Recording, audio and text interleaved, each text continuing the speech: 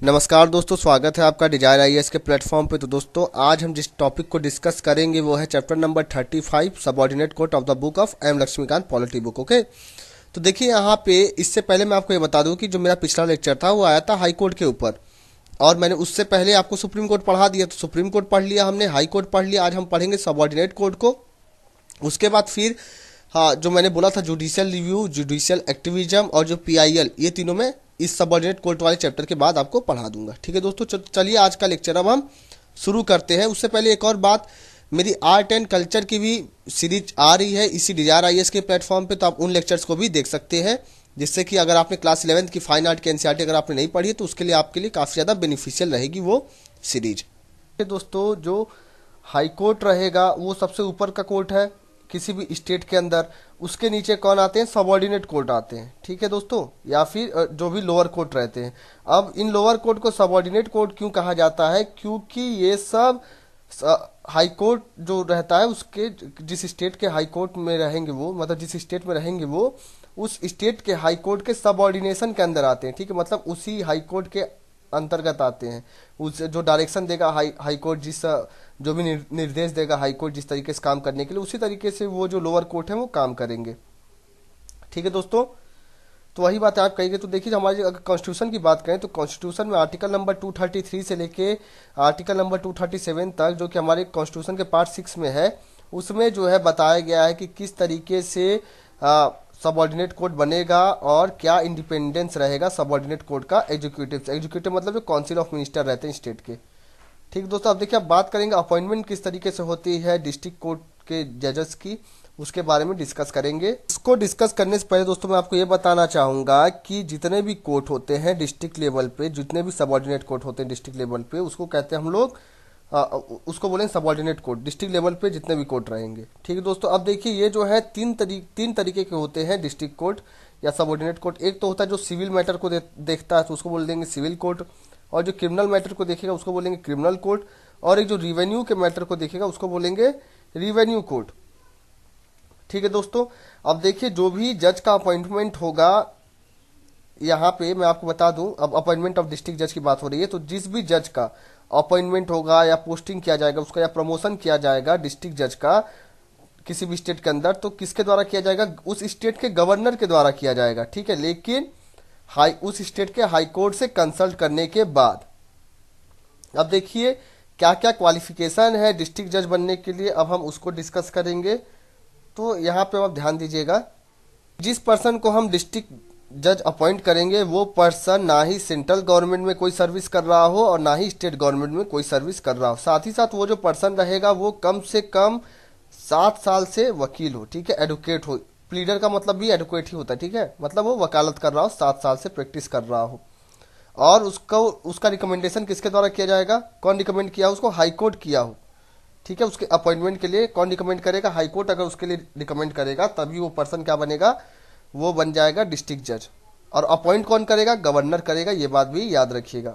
जिस स्टेट के मतलब जिस स्टेट के अंदर उसको डिस्ट्रिक्ट जज बनना है उस स्टेट का गवर्नर जो है उसको अपॉइंट करेगा। अब देखिए अपॉइंटमेंट ऑफ अदर जजेस के बारे में बात करते हैं। तो देखिए यहाँ पे वो जज जो कि डिस्ट्रिक्ट जज से अलग जो जज का अपॉइंटमेंट अगर होगा तो किसके द्वारा किया जाएगा? आपको ही पता होगा, हर एक स्टेट के अंदर जुडिशियल सर्विस होती है। जैसे कि अ, अगर मैं बात करूं उत्तर प्रदेश के लिए जुडिशियल सर्विस होती है, इसी तरह बिहार के लिए जुडिशियल सर्विस रहती है। जिस तरीके से आपका पब्लिक सर्विस कमीशन होता है उसी तरीके से जुडिशियल सर्विस रहती है। ठीक है, तो उसके लिए भी अलग से फॉर्म भरते हैं, तो उसका एग्जाम होता है। तो उस तरीके से जो पर्सन क्वालिफाई करता है तो उसको क्या बनाया जाता है? उसको डिस्ट्रिक्ट जज बना दिया जाता है, और सॉरी उसको जज बना दिया जाता है। ठीक है, और कौन बनाता है? गवर्नर बनाता है। और किससे कंसल्ट करके?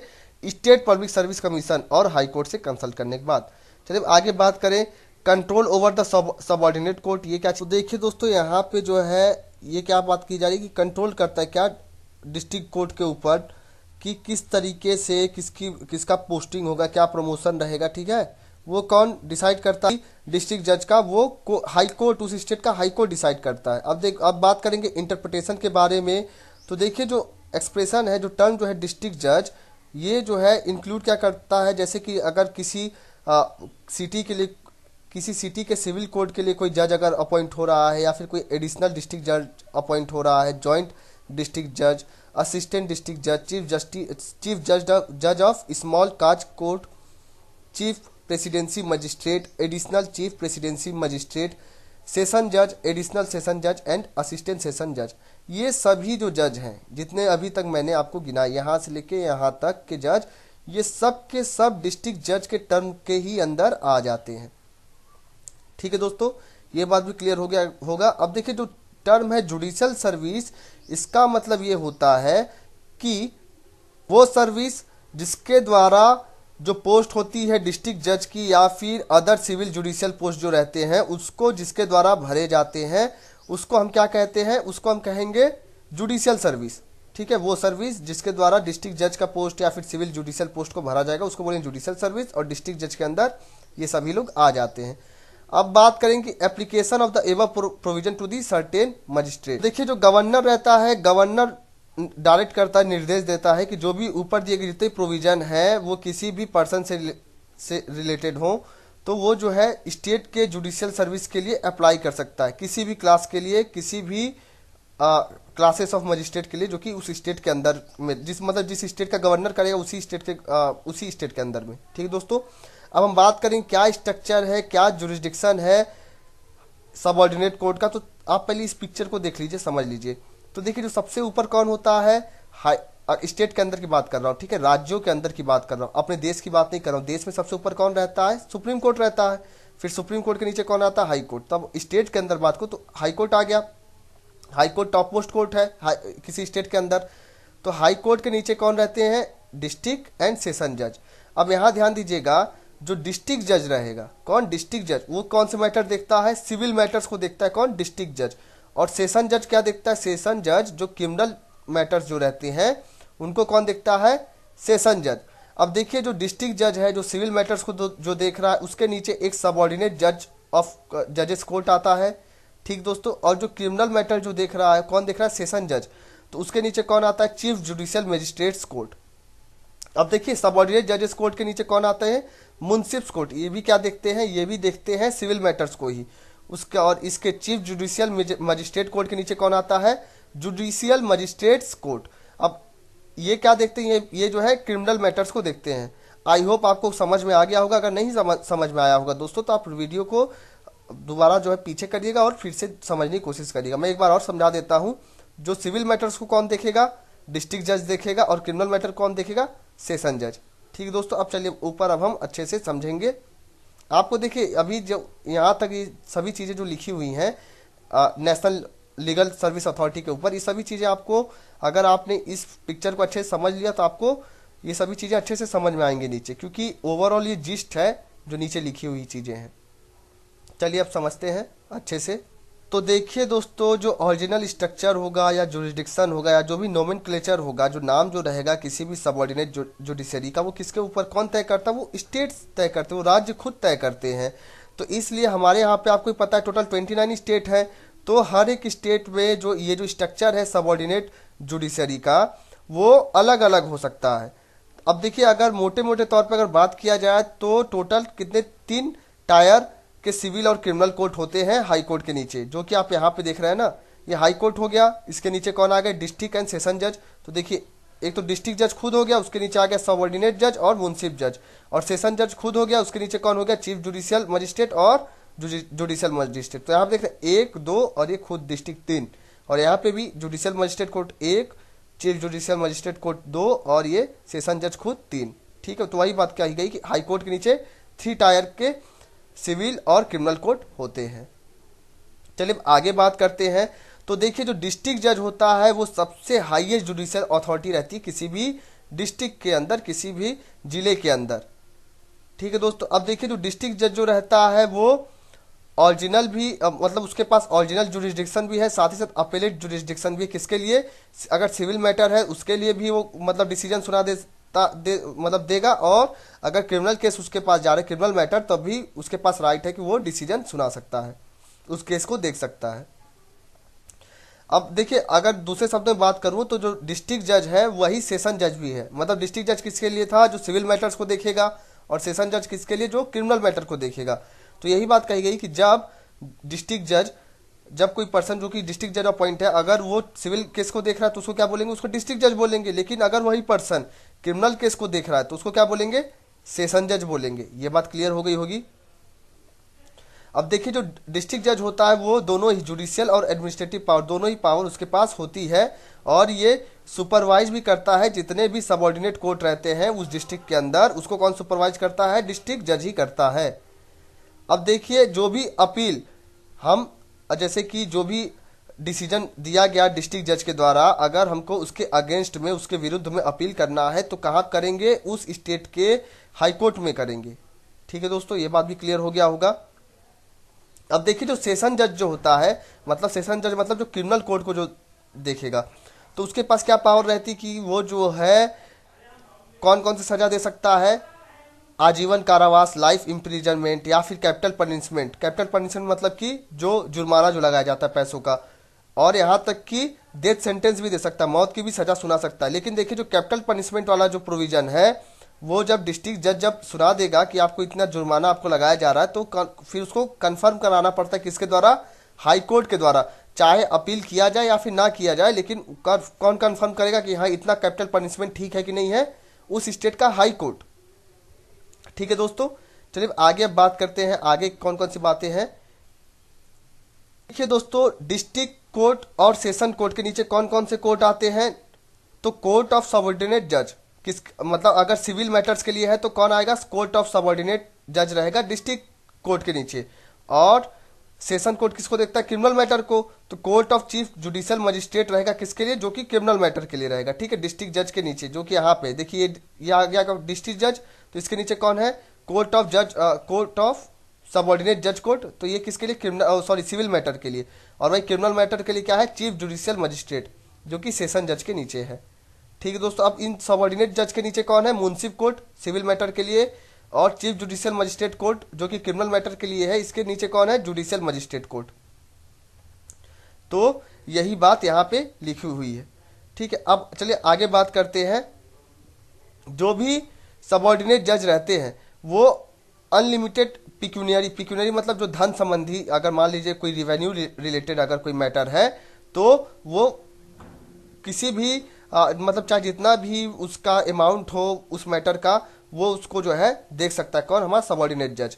अब देखिए, अगर चीफ जुडिशियल मजिस्ट्रेट की बात करें तो वो उन्हीं क्रिमिनल केसेस को देखेगा जिसके लिए जो पनिशमेंट जो मिलेगी, जो सजा जो मिलेगी, वो कितने साल के लिए मिल सकती है, मतलब 7 साल के लिए जिस जिस पनिशमेंट के लिए सजा मिलेगी, बस उन्हीं केसों को देखेगा। अगर 7 साल से ऊपर की सजा दे दी है तो उसको जो है ये हमारा सबऑर्डिनेट जज वाला जो है ये नहीं देखेगा। ठीक है, अब देखिए, अगर लोएस्ट लेवल में बात करें सिविल साइड में, सिविल मैटर्स को जो लोग देखते हैं, तो कौन सा कोर्ट रहता है, कोर्ट ऑफ मुंसिफ। ठीक है दोस्तों, और वहीं अगर क्रिमिनल साइड में देखें तो क्या रहता है, कोर्ट ऑफ जुडिशियल मजिस्ट्रेट। अब देखिए, जो मुंसिफ कोर्ट रहेगा, कोर्ट ऑफ मुंसिफ रहेगा, वो जो है एक उसके पास एक लिमिटेड जुरिस्डिक्शन रहती है, और ये स्मॉल मतलब छोटे धन संबंधी चीज़ों को देखेगा। ठीक है, ऐसा नहीं कि बड़े बड़े रिवेन्यू रिलेटेड मैटर्स हैं तो उनको भी देख लेगा। उनको कौन देखेगा, उनको यहाँ पे जो सबऑर्डिनेट जज जो थे वो देखेंगे। ठीक है, ये छोटे मैटर्स को देखेगा कौन, हमारा ये जो मुंसिफ जज है। अब चलिए आगे बात करें, और जो कोर्ट ऑफ जुडिशियल मजिस्ट्रेट है जो कि क्रिमिनल केसेस के लिए है, ये उन्हीं केसों को देखेगा जिसके लिए जो इम्प्रिजनमेंट जो सजा जो मिलेगी वो 3 साल तक ही दी जाएगी। अगर 3 साल से ऊपर की सजा अगर किसी क्रिमिनल केस के लिए दी जा रही है तो वो जो है कोर्ट ऑफ जुडिशियल मजिस्ट्रेट उसको नहीं देखेगा। अब देखिए, कुछ मेट्रोपोलिटन सिटीज में वहाँ पे क्या रहता है, एक सिटी सिविल कोर्ट भी रहता है चीफ जजेस का। ठीक है, जो कि सिविल मैटर्स को देखता है, और कोर्ट ऑफ मेट्रोपोलिटन मजिस्ट्रेट रहता है जो कि क्रिमिनल मैटर्स को देखता है। ठीक दोस्तों, अब देखिए, कुछ स्टेट और प्रेसिडेंसी अपने लिए और भी छोटे छोटे कोर्ट्स को भी इस्टेब्लिश किए हैं। अब ये कोर्ट्स किस लिए होते हैं, जो कि जो छोटे मोटे केस रहते हैं उनको जिससे देख सके, मतलब उनका डिसीजन सुना सके, वो मैटर जल्दी से सॉल्व हो सके, उसके लिए इन छोटे छोटे कोर्टों को बनाया गया है। अब जिससे कि जो बर्डन एक ही कोर्ट पे ज़्यादा ना पड़े। ठीक दोस्तों, अब देखिए, जो भी डिसीजन इन कोर्ट्स के द्वारा दिया जाता है वो जो है फाइनल रहता है। लेकिन हाई कोर्ट जो है, हाई कोर्ट चाहे तो उनके डिसीजन को रिवाइज कर सकता है, उनको चेक कर सकता है उनके डिसीजन को।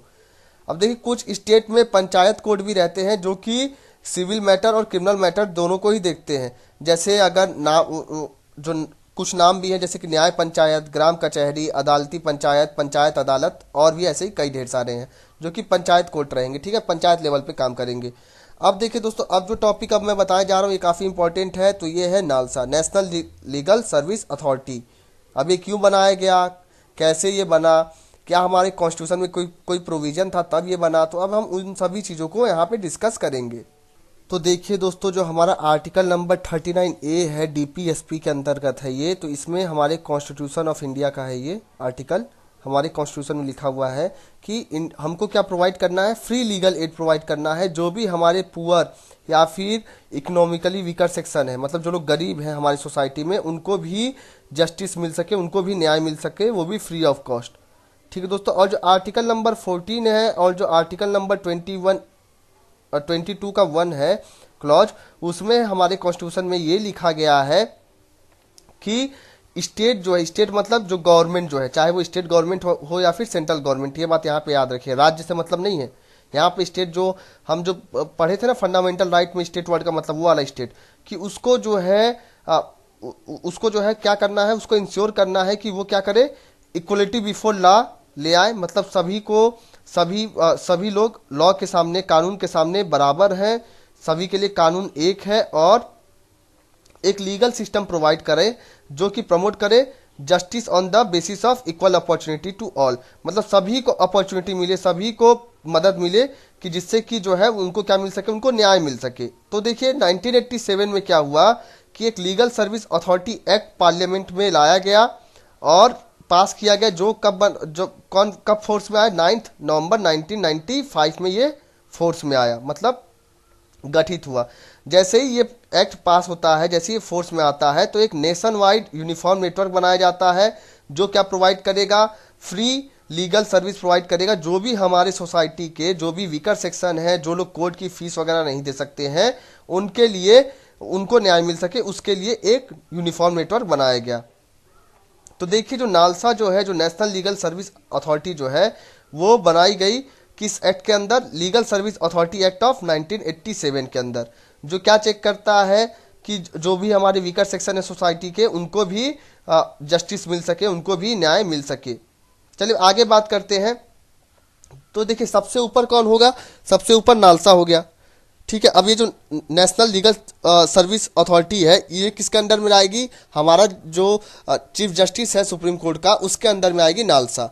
अब बात करेंगे स्टेट, एक तो नेशनल लेवल पे हो गया नेशनल लीगल सर्विस अथॉरिटी, अब स्टेट गवर्नमेंट, स्टेट के अंदर में तो रहेगी, राज्य के अंदर में, तो हर एक राज्य के लिए एक स्टेट लीगल सर्विस अथॉरिटी बनाई गई जो कि हाई कोर्ट के अंतर्गत आएगी, ठीक है दोस्तों, ये बात क्लियर हो गया होगा। तो किसके अंदर में आएगी, जो चीफ जस्टिस रहेगा उस स्टेट के हाई कोर्ट का, उसके अंतर्गत आएगी स्टेट लीगल सर्विस अथॉरिटी। उसके बाद देखिए डिस्ट्रिक्ट लीगल सर्विस अथॉरिटी बनाया गया, तालुक लीगल सर्विस कमेटी बनाया गया, जो किसके अंदर में आएगी, डिस्ट्रिक्ट जज के अंतर्गत आएगी। तो देखिए जिस तरीके से हमारे यहाँ पे जुडिशियल सिस्टम के लिए एक सुप्रीम कोर्ट है, उसके नीचे हाई कोर्ट है, उसके नीचे सबऑर्डिनेट कोर्ट है, उसी तरीके से नालसा के लिए भी, नालसा किसके लिए हो गया, हमारे नेशनल लेवल पे। स्टेट लेवल पे कौन हो गया, स्टेट लीगल सर्विस अथॉरिटी, और डिस्ट्रिक्ट लेवल पे क्या हो गया, डिस्ट्रिक्ट लीगल सर्विस अथॉरिटी या taluk legal service committee, taluk level पे, ठीक है, तालुका आप लोग जानते होंगे। अब देखिए अब इनका काम क्या है, जो भी ये जो हमारे डिस्ट्रिक्ट लीगल सर्विस अथॉरिटी है, तो इनका ये काम है कि ये लोग जो भी डायरेक्शंस नालसा के द्वारा दिए गए, जो भी निर्देश नालसा के द्वारा दिए गए, कि सभी जो भी इकोनॉमिकली जो भी वीकर सेक्शन है हमारे सोसाइटी के, जो लोग गरीब हैं, जो पुअर हैं, उनको भी फ्री लीगल सर्विस मिल सके, ठीक है। और कैसे मिलेगी, लोक अदालत मतलब कंडक्ट कराया जाए स्टेट के अंदर। उसके बाद देखिए supreme court legal service committee भी बनाई गई, जो कि क्या चेक करती है कि किस तरीके से ये जो नालसा वाला जो प्रोविजन जो दिया गया है, क्या उसको जो है इम्प्लीमेंट किया जा रहा है कि नहीं किया जा रहा है, ठीक है दोस्तों। चलिए आगे बात करें। जो नालसा है, नालसा जो भी पॉलिसी प्रिंसिपल या जो गाइडलाइन या जो भी फ्रेमवर्क डिसाइड करती है, तो वो किसके लिए करती है, स्टेट लीगल सर्विस अथॉरिटी के लिए, ठीक है। स्टेट लीगल सर्विस अथॉरिटी फिर क्या करता है, उसको इम्प्लीमेंट करता है ठीक है। और ये जो लीगल सर्विस अथॉरिटी जो भी पॉलिसी डिसाइड की जाएगी नालसा के लिए, वो हमारे पूरे पूरे देश में यूनिफॉर्म रहेगी। ठीक है, मतलब सब पूरे देश में एक जैसी ही रहेगी। आगे मैं बात करूं, जो स्टेट लीगल सर्विस अथॉरिटी है, जो डिस्ट्रिक्ट लीगल सर्विस अथॉरिटी है, या फिर जो तालुक लीगल सर्विस कमेटी है, उसमें ये सभी फंक्शंस जो कि मैं अभी आपको नीचे बताऊंगा, वो सभी फंक्शंस रेगुलर बेसिस पे कराने हैं। कौन कौन से कि जो भी एलिजिबल पर्सन है, जिस पर्सन को न्याय चाहिए, जो जिस इंसान को न्याय चाहिए, जिस व्यक्ति को न्याय चाहिए, उसको फ्री में उसको न्याय मिल सके। लोक अदालत ऑर्गेनाइज कराया जाए, जिससे कि जो भी छोटे मोटे डिस्प्यूट है उनको सुलझाया जा सके। ऑर्गेनाइज कराया जाए लीगल अवेयरनेस कैंप, कहाँ पे? रूरल एरिया, जो गांव के जो एरिया रहते हैं वहां पे। अब देखिए, जो फ्री लीगल सर्विस जो है इसमें कौन कौन से सर्विस फ्री रहेंगे, तो हमको क्या करनी, हमको कोर्ट की फी नहीं देनी रहेगी। ठीक है, पेमेंट ऑफ कोर्ट की फी हमको नहीं देनी रहेगी, प्रोसेस फी भी हमको नहीं देनी रहेगी, और साथ ही साथ और भी जो अदर चार्जेस रहते हैं जो कि लीगल प्रोसीडिंग में लगते हैं। अब देखिए, इस फ्री लीगल सर्विस में जो भी पर्सन को न्याय चाहिए उसको एक फ्री ऑफ कॉस्ट एक लॉयर भी प्रोवाइड कराना नालसा का ही काम है। ठीक है दोस्तों। उसके बाद देखिए, obtaining and supply of certified copies of orders and other document in the legal proceeding, preparation of appeal paper book including printing and translation of document in legal proceeding. अब देखिए, जो लीगल एड जो देना है हमको, उसमें कौन कौन पर्सन एलिजिबल है, कौन कौन लोग एलिजिबल है, तो वो लोग देखिए, जो भी बच्चे हैं या जो औरतें हैं उनको फ्री लीगल एड देना है। जो SC ST कम्युनिटी के जो लोग हैं, जो इंडस्ट्रियल वर्कमैन है, जो लोग इंडस्ट्री में काम करते हैं, या फिर जो भी विक्टिम है किसके, कोई मास डिजास्टर हो गया, कोई वायलेंस हो गया, हिंसा कुछ हो गई, या कहीं फ्लड आ गया, बाढ़ आ गया, सूखा पड़ गया, कहीं पे भूकंप आ गया, अर्थक्वेक आ गया, या फिर कोई इंडस्ट्रियल डिजास्टर हो गया, तो जो उसके जो विक्टिम रहेंगे उनको भी फ्री लीगल एड देना है। कोई डिसेबल्ड पर्सन है उसको भी फ्री लीगल एड देना है। कोई पर्सन जिसको कस्टडी में रखा गया उसको भी फ्री लीगल एड देना है।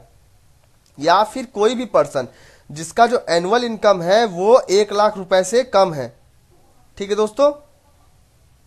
वहीं अगर सुप्रीम कोर्ट के लिए बात करूं तो ये तो हो गया एक नॉर्मल सर्कमस्टेंसेस पे। अगर वही पर्सन को अगर सुप्रीम कोर्ट में अगर उसको न्याय चाहिए तो ये लिमिट कितनी है, 1,25,000 रुपए से कम होनी चाहिए।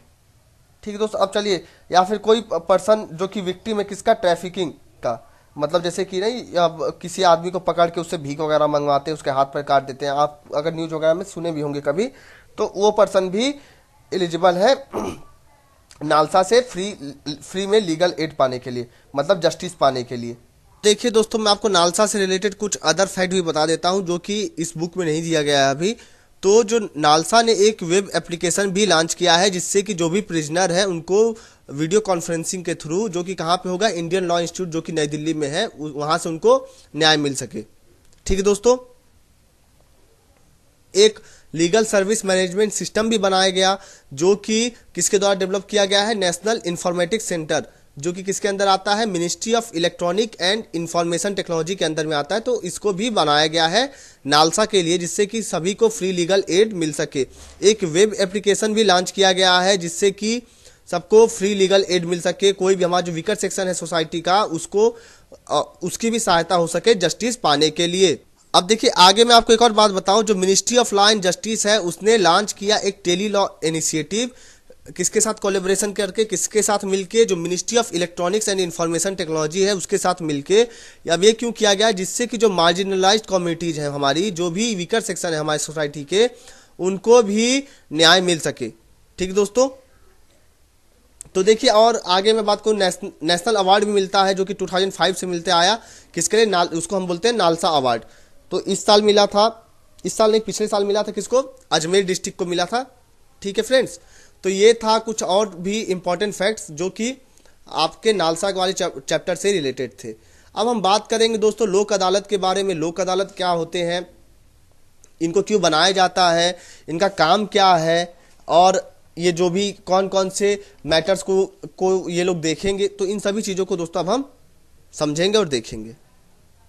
उससे पहले मैं आपको एक फैक्ट बता देता हूं लोक अदालत से रिलेटेड। तो जो विद्या कांबले हैं वो पहली ट्रांसजेंडर हैं जो कि मेंबर बनी है, मेंबर जज बनी है कहाँ की, लोक अदालत की। तो ये आपसे क्वेश्चन पूछा जा सकता है कि पहली ट्रांसजेंडर जज ऑफ लोक अदालत कौन बना है, तो विद्या कांबले बनी है।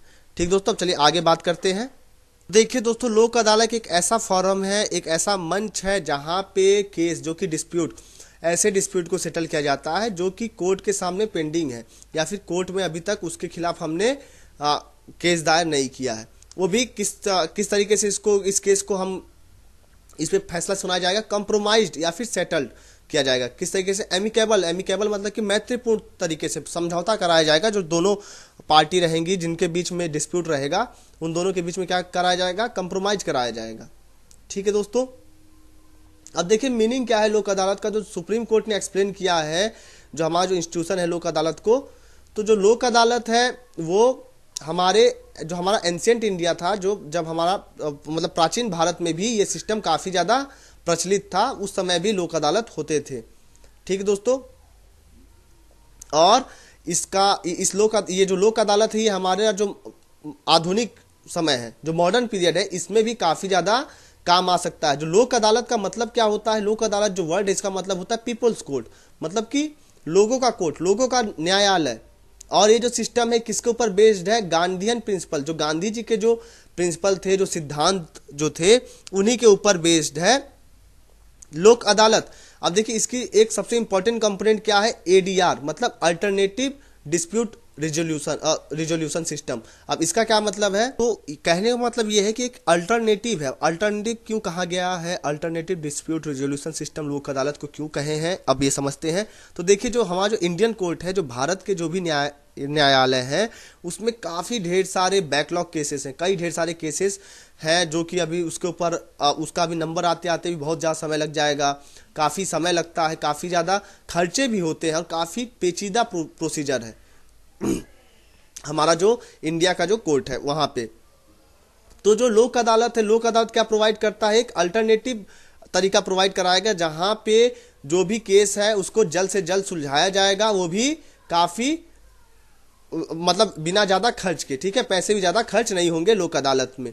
अब आगे मैं बात करूँ तो देखिए, अगर जो लोक अदालत है, लोक अदालत में ना ही कोई जीतता है और ना ही कोई हारता है। ठीक है, ये बात याद रखिएगा, लोक अदालत में ना ही कोई जीतेगा और ना ही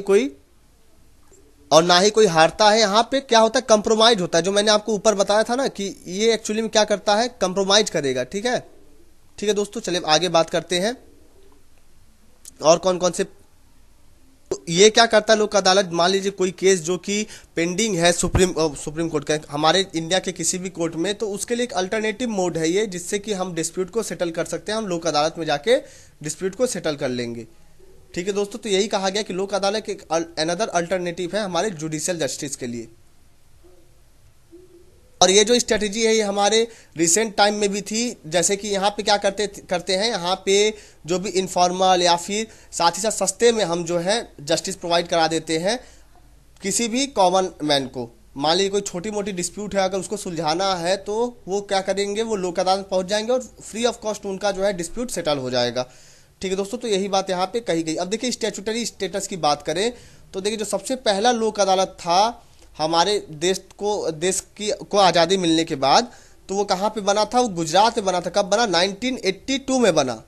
दोस्तों तो आप ये बात याद रखिए, सबसे पहला लोक अदालत कैंप कहाँ बना, गुजरात में बना 1982 में आज़ादी के बाद। अब देखिए ये जो इनिशिएटिव था गुजरात के द्वारा वो काफ़ी ज़्यादा सक्सेसफुल रहा, और उसके बाद जो लोक अदालत है, ये जो इंस्टीट्यूट है लोक अदालत, ये हमारे पूरे देश के और भी जो दूसरे पार्ट है हमारे देश के, वहाँ पे फैले, वहाँ पे भी इस लोक अदालत का गठन हुआ।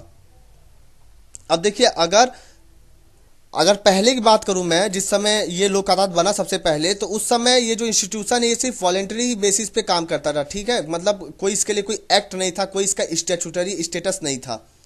लेकिन जैसे जैसे इसकी पॉपुलैरिटी काफ़ी ज़्यादा बढ़ती गई, ये काफ़ी ज़्यादा प्रसिद्ध होने लगा, तो लोग मतलब हमारा जो पार्लियामेंट है उसको लगा कि इसको एक स्टैट्यूटरी स्टेटस भी देना चाहिए। तो उसके बाद जो लोक अदालत जो इंस्टीट्यूट है उसको एक स्टैट्यूटरी स्टेटस मिला। किस एक्ट के द्वारा मिला, legal service authority act of 1987 के द्वारा इसको जो है क्या मिला, एक स्टैट्यूटरी स्टेटस मिला। मतलब ये बॉडी जो है एक एक्ट के ऊपर बनी हुई है लोक अदालत। तो सबसे पहला लोक अदालत कहाँ बना? गुजरात में बना 1982 में। और अगर आपसे एक और क्वेश्चन बन सकता है कि स्टैट्यूटरी स्टेटस इसको कहाँ से मिलता है, तो legal service authorities act of 1987 से इसको स्टैट्यूटरी स्टेटस मिलता है। चलिए आगे बात करते हैं और कौन कौन से प्रोविजंस हैं। एक्ट है ये एक्ट, अब इसमें बताया गया है कि किस तरीके से जो लोक अदालत है वो फंक्शन करेगा, क्या प्रोविजंस रहेंगे। तो दोस्तों अब हम एक एक प्रोविजन को देखेंगे, समझेंगे हर एक चीज़ को। देखिए दोस्तों, सबसे पहली बात ये कही गई कि जो जैसे कि आपने देखा था ना कि स्टेट लीगल सर्विस अथॉरिटी होता है, जैसे नालसा में देखा था नेशनल लीगल सर्विस अथॉरिटी, कि सभी को free of cost judicial service मिल सके, मतलब न्याय मिल सके। तो वही बात यहाँ पे कही गई है कि जो भी स्टेट लीगल सर्विस अथॉरिटी होगी या फिर जो भी डिस्ट्रिक्ट लीगल सर्विस अथॉरिटी होगी या फिर जो सुप्रीम लीगल सर्विस कमेटी है या फिर जो हाई कोर्ट की लीगल सर्विस कमेटी है या फिर जो तालुक की लीगल सर्विस कमेटी है, उनको क्या ऑर्गेनाइज कराना है? इन सभी लोगों का काम क्या है? इन लोगों को ऑर्गेनाइज कराना है क्या? लोक अदालत। ठीक है, एक रेगुलर इंटरवल पे और अलग अलग प्लेसेस पे, जिससे कि सभी को न्याय मिल सके। अब देखिए जितने भी लोक अदालत हैं वो जिस भी एरिया में काम करेंगे, तो जो पर्सन अपॉइंट होंगे लोक अदालत के जज के तौर पे या लोक अदालत के मेंबर के तौर पे, वो लोग वो जिस तरीके से काम करेगा लोक अदालत, उसके बारे में उनको पता हो। तो देखिए अगर जनरली बात करो तो एक लोक अदालत में एक जुडिशियल ऑफिसर होता है जिसको कि चेयरमैन बोलते हैं, एक लॉयर होता है जिसको एडवोकेट मतलब वकील, और एक सोशल वर्कर भी रहता है। ठीक है, उस सब लोक अदालत का मेंबर। ठीक है दोस्तों, अब देखिए जो लोक अदालत है इसका काम क्या है? इसका काम ये है कि ये कंप्रोमाइज कराए या फिर सेटलमेंट कराए जो भी जिन भी दो लोगों के बीच में डिस्प्यूट है उन दो लोगों में। ठीक है दोस्तों, तो कौन कौन से केसेस में? मान लीजिए कोई ऐसा केस है जो कि पेंडिंग है किसी कोर्ट के मतलब कोर्ट में दायर तो हो गया लेकिन उसके लिए अभी केस अभी चालू नहीं हुआ है, उसके लिए कार्रवाई अभी चालू नहीं हुई है, तो उन केसों को लोक अदालत जो है देखेगा। अगर जो है जो पार्टी है अगर वो अग्री करेंगे लोक अदालत में जाने की, तभी देखेगा, ये बात भी याद रखिएगा।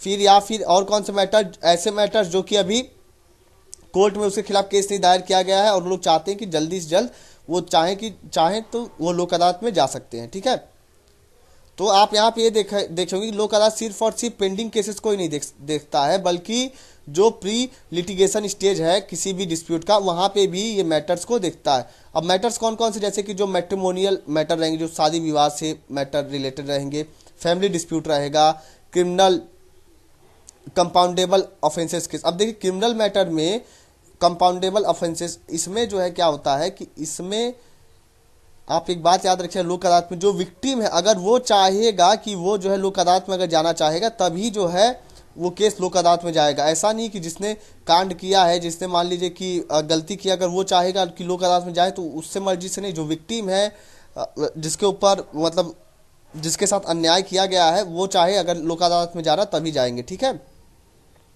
अब एक क्रिमिनल मैटर सारे क्रिमिनल केसों को नहीं देखता है, वही मैटर्स को देखेगा जो कि एक कंपाउंडेबल ऑफेंस है, मतलब कि उसके लिए समझौता हो सकता है। छोटे मोटे केस जो रहेंगे, land acquisition cases, labour dispute, workman compensation, bank recovery cases, और भी electric matter, dispute relating to telephone bills, municipal matter including house tax case, dispute with cellular companies, ये सभी केस कहाँ जा सकते हैं? सभी केस की सुनवाई कर सकती है हमारी लोक अदालत।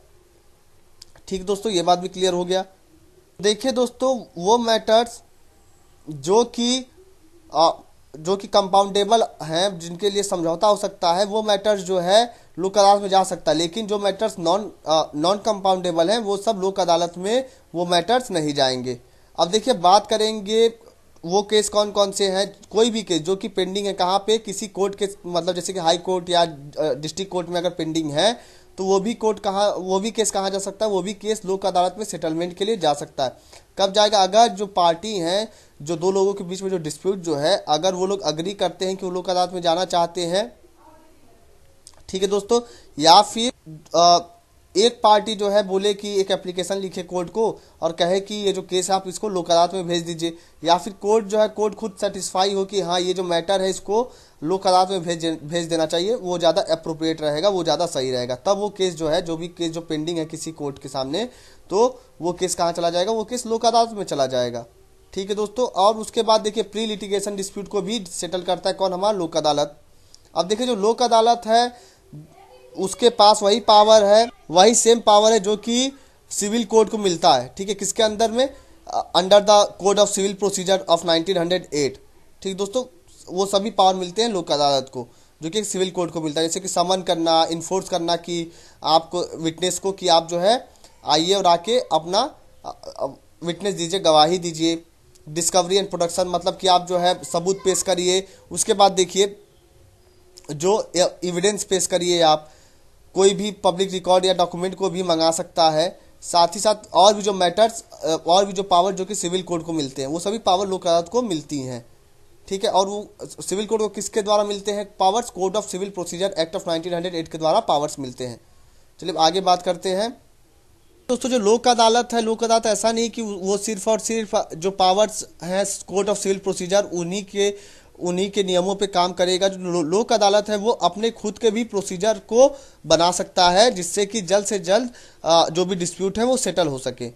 ठीक है दोस्तों, अब देखिए और कौन कौन से एक्ट हैं जिसके द्वारा इसको जो पावर मिलती है लोक अदालत को। तो जो इंडियन पैनल कोड है 1860 का, या फिर जो civil code for the purpose of the code of criminal procedure CRPC जिसको बोलते हैं 1973 का, उन सब से इसको पावर मिलता है लोक अदालत का। और साथ ही अपने खुद से भी ये कुछ नियम कानून बना सकता है जो कि इसके लिए ज़्यादा अच्छे हों। अब चलिए, अब देखिए, अब आगे बात करेंगे जो भी डिसीजन लोक अदालत के द्वारा सुना दिया जाएगा, ठीक दोस्तों, तो वो उसके लिए कोई भी फिर उस डिसीजन के खिलाफ आप अपील नहीं कर सकते हैं किसी भी कोर्ट में, चाहे हाई कोर्ट हो, चाहे सुप्रीम कोर्ट हो, चाहे डिस्ट्रिक्ट कोर्ट हो, कहीं पे भी आप अपील नहीं कर सकते। अगर कोई डिस्प्यूट सेटल हो गया लोक अदालत में, तो जो डिसीजन जो रहेगा लोक अदालत का, वो बाइंडिंग रहेगा दोनों ही पार्टी पे। जितनी पार्टी रहेंगी वहाँ पे, जितने भी लोग रहेंगे उन सभी के ऊपर, और वो लोग उसके खिलाफ जो है उस डिसीजन के खिलाफ कहीं भी किसी भी कोर्ट में अपील नहीं कर सकते हैं। ठीक दोस्तों, चलिए आगे बात करते हैं क्या क्या बेनिफिट है लोक अदालत का। देखिए दोस्तों, अब यहाँ पे सुप्रीम कोर्ट ने बताया है कि क्या क्या बेनिफिट है लोक अदालत के, तो अब हम उसके बारे में डिस्कस करेंगे। तो देखिए, कोई भी कोर्ट फी नहीं लगती है। अगर आपका केस अगर आपका केस जो है लोक अदालत में लड़ा जा रहा है, तो आपको कोई भी कोर्ट फी नहीं देनी है।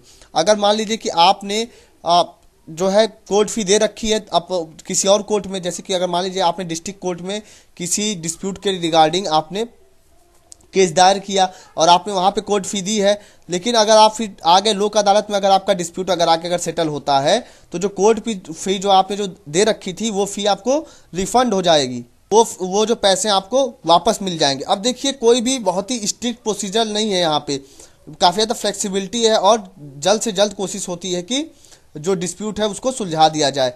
मतलब इस तरीके से नहीं कि आपको जो है सिविल प्रोसीजर कोड के हिसाब से चलना है।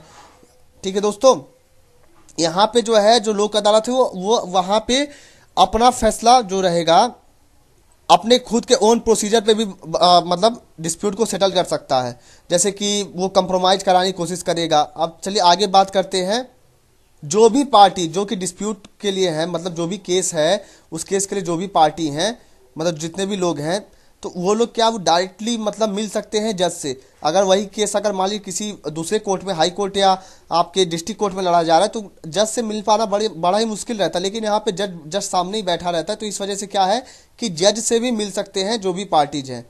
ठीक है दोस्तों, और वही बात कही गई कि जो रेगुलर कोर्ट होते हैं वहाँ पे जज से मिलना पॉसिबल नहीं रहता है। चलिए आगे बात करें।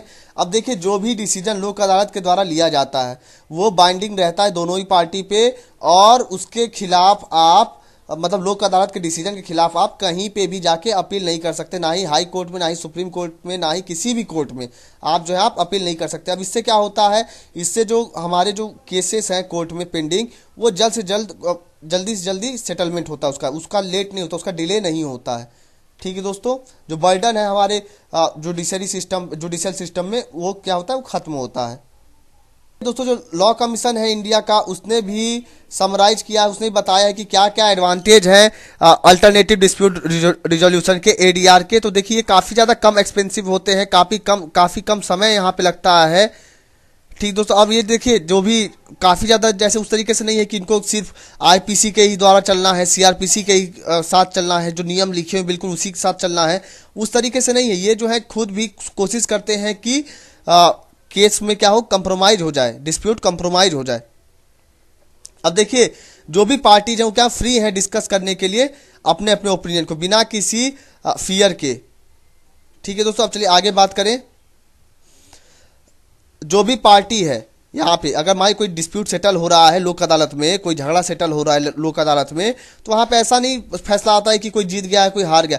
यहाँ पे ना ही कोई जीतता है ना ही कोई हारता है, बल्कि क्या कराया जाता है, कोशिश किया जाता है कि कंप्रोमाइज हो जाए और जो रिलेशनशिप है दोनों ही पार्टी में वो सुधर सके।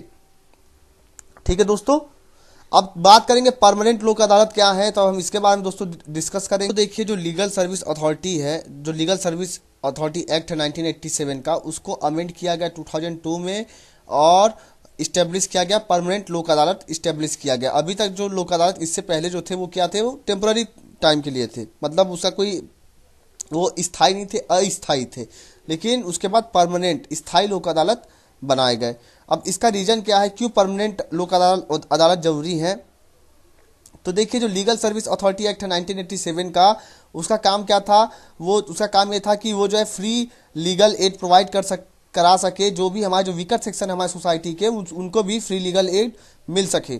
ठीक है दोस्तों, और किसी के साथ भी अन्याय ना हो, जो वीकर सेक्शन है, जो गरीब आदमी है हमारी सोसाइटी का, उसको भी लीगल एड मिल सके, उसके साथ भी न्याय मिल सके और सबको इक्वल अपॉर्चुनिटी मिले न्याय मिलने के लिए। चलिए आगे बात करें। जो सिस्टम है लोक अदालत का वो काफ़ी ज़्यादा एक इनोवेटिव मैकेनिज्म है, जहाँ पे हम जो कोई भी डिस्प्यूट रहता है, कोई भी झगड़ा रहता है, उसको क्या करते हैं, हम उसको उसमें समझौता कराते हैं बिना कोर्ट, मतलब बाहर ही कोर्ट में बिना गए। जैसे आप कोई फॉर्मल कोर्ट में तो जाएंगे नहीं, यहाँ पे ना डिस्ट्रिक्ट कोर्ट में, ना हाई कोर्ट में, ना सुप्रीम कोर्ट में। लोक अदालत एक तरीके से इनफॉर्मल कोर्ट की तरीके से होता है। तो बिना आप कोर्ट में गए, आउटसाइड ही, कोर्ट के बाहर ही आप किसी भी डिस्प्यूट को आप वहीं पे समझौता कर लेते हैं उस पर। ठीक है, मतलब उसका जो है सॉल्यूशन निकल आता है। अब चलिए आगे बात करें। जो सबसे बड़ी जो ड्रॉबैक है इस लोक अदालत की स्कीम की वो क्या है कि अगर मान लीजिए लोक अदालत में जो भी डिस्प्यूट रहता है उसमें हम क्या करते हैं, उसमें कंप्रोमाइज कराते हैं। ठीक है, सेटलमेंट कराते हैं जो दोनों ही पार्टी रहती है। अगर मान लीजिए कि अगर कोई कंप्रोमाइज या कोई सेटलमेंट नहीं हो पाता है तो हम क्या करते हैं, उस केस को दोबारा से कोर्ट ऑफ लॉ में भेज देते हैं, जैसे कि सुप्रीम कोर्ट या हाई कोर्ट में भेज देंगे, जहां से मतलब हमने वो कोर्ट लिया है, या फिर जो भी डिस्ट्रिक्ट कोर्ट है जहां से वो केस आया है लोक अदालत में, तो वहां पे भेज देंगे। तो अगर एक परमानेंट लोक अदालत रहेगा तो उससे क्या फायदा रहेगा, उससे जो है लोगों के ऊपर दबाव रहेगा कि हाँ कंप्रोमाइज कर लिया जाए। ठीक है दोस्तों, अब आगे बात करेंगे। अब देखिए कुछ केसेस जैसे कि जो भी पब्लिक यूटिलिटी सर्विसेज रहते हैं उनके लिए जो भी केस रहते हैं, जैसे कि अगर MTNL का कोई केस रहे या दिल्ली विद्युत बोर्ड का केस है, अगर उसमें जल्द से जल्द डिसीजन अगर नहीं आएगा तो काफ़ी ज़्यादा दिक्कतें होंगी लोगों के आम जिंदगी में।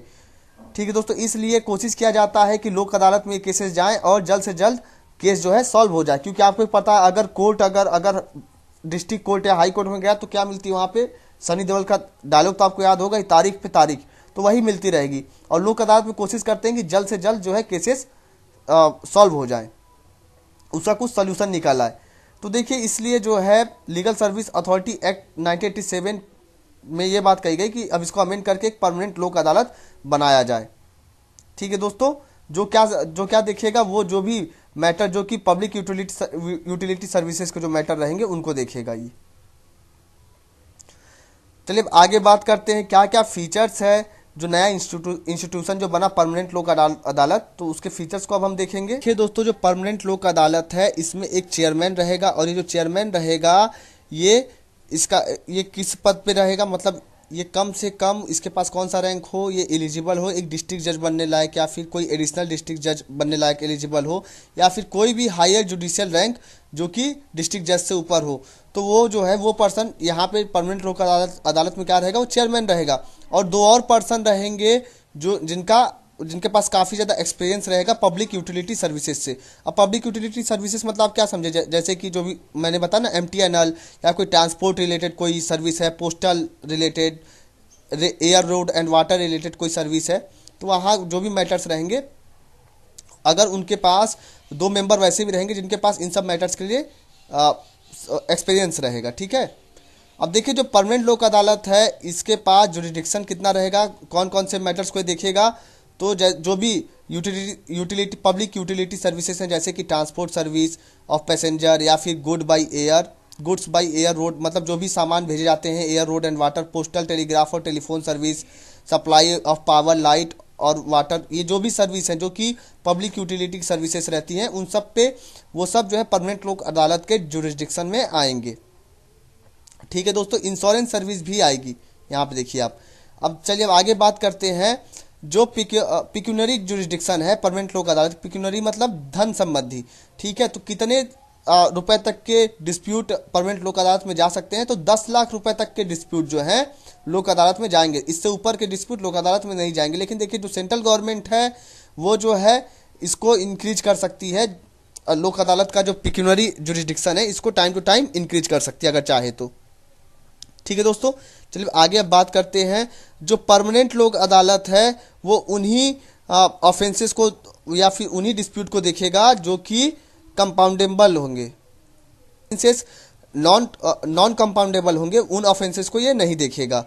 चलिए आगे बात करें। बिफोर द डिस्प्यूट, मतलब मान लीजिए जब तक कोई डिस्प्यूट जो है कोर्ट में पेश होने से पहले, मतलब कोर्ट में उसके खिलाफ हम केस दायर करें उससे पहले अगर कोई पार्टी चाहती है कि हम उस डिस्प्यूट के खिलाफ, उस झगड़े के खिलाफ हम परमानेंट लोक अदालत में चले जाएं, तो वो जो केस है वो कहाँ चला जाएगा? परमानेंट लोक अदालत में चला जाएगा। ठीक है दोस्तों, और अगर मान लीजिए कि अगर कोई भी पार्टी एप्लीकेशन नहीं देती है कि मतलब कहने मतलब ये हुआ कि एक बार जब परमानेंट लोक अदालत में जब केस जब चला गया तो ऐसा नहीं कर सकते हैं कि जो है फिर कोई पार्टी कहे कि नहीं हमको जो कोर्ट में ये केस लड़ना है। एक बार अगर परमानेंट लोक अदालत में चला गया तो जब तक वो केस सॉल्व नहीं होगा तब तक वहाँ पे वो डिस्प्यूट को सुलझाया जाएगा। चलिए आगे बात करते हैं।